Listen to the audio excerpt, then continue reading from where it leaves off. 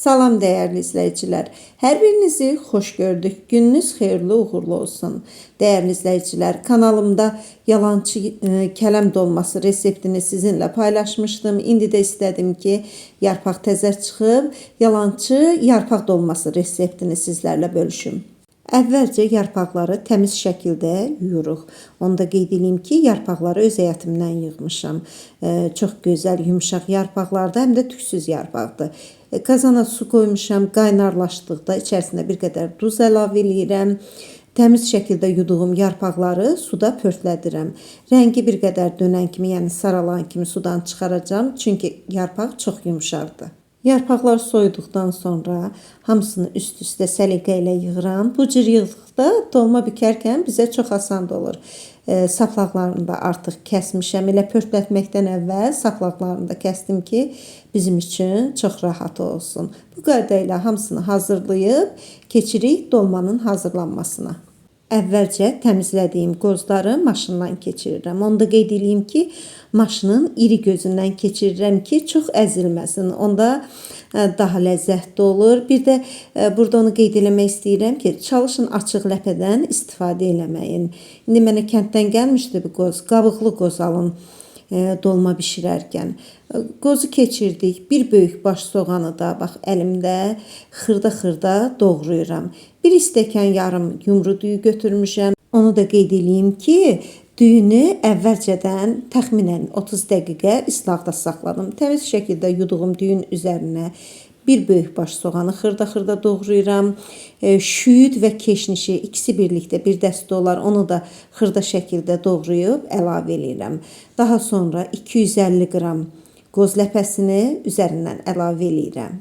Ləpəni əlavə etdikdən sonra zövqə görə duzunu, sarı kökünü, quru nanəni əlavə edirəm. Həmçinin üzərinə ərinmiş kərə yağı da əlavə edirəm. Kərə yağı da bu dolmaya xüsusi dad verir. Üzərinə də bir stəkan yarım soyuq su əlavə edib yaxşı şəkildə qarışdırıram. Artıq işliyimiz hazırdır. İndi isə dolmaları bükək. Baxın, bu qayda ilə uzun sol formada, yəni qələm formasında bükəcəm. Siz istədiyiniz şəkildə bükə bilərsiniz. Yəni ki, heç fərqi yoxdur. Əsas dadıdır. Dadı da həqiqətən çox gözəl olur. Bax, bu qayda ilə dolmanı bükürəm. Burada ona fikir vermək lazımdır ki, sıx şəkildə bükün. Yəni qaynayanda dolmalar açılmasın. İçərisinə içliyini qoyduqdan sonra baxın, bu qayda ilə bükürük.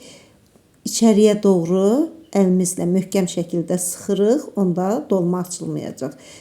Bu qayda ilə bütün dolmaları bükürəm. Qazana da sıx şəkildə yığmaq lazımdır ki, qaynayan zaman dolmalar açılmasın. Qazanın içərisinə də əvvəlcə yarpaqlardan bir 3-4 ədəd, yəni qazanın tam dibini örtəcək qədər yığıram. 2 dənə ya 3 dənə dolmanı ortadan qoyub üzərinə boşqab da qoyuram ki, yəni ki, kəfsad nə varsa boşqabın altına yığılsın. Səliqə ilə sıx şəkildə bütün dolmaları qazana yığıram. Yığdıqdan sonra da üzərinə təxminən stəkan yarım soyuq su əlavə edirəm. Yenə üzərindən yarpaq və boşqab qoyuram. Orta odun üzərində çox gür olmasın qazınız. Dolmaları bişirirəm.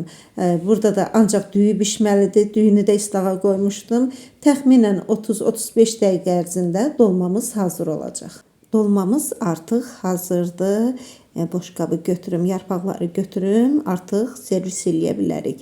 Fikir verin, dolmalar dağılmayıb, qətiyyən dağılmayıb. Həm dadı çox gözəldir, həm də fikir verin, mən öyrətdiyim qayda ilə büksəniz, nə qədər qaynasa belə, istəyir ətdən hazırlanmış dolma olsun, istəyir qoz dolması, yəni yalançı dolma.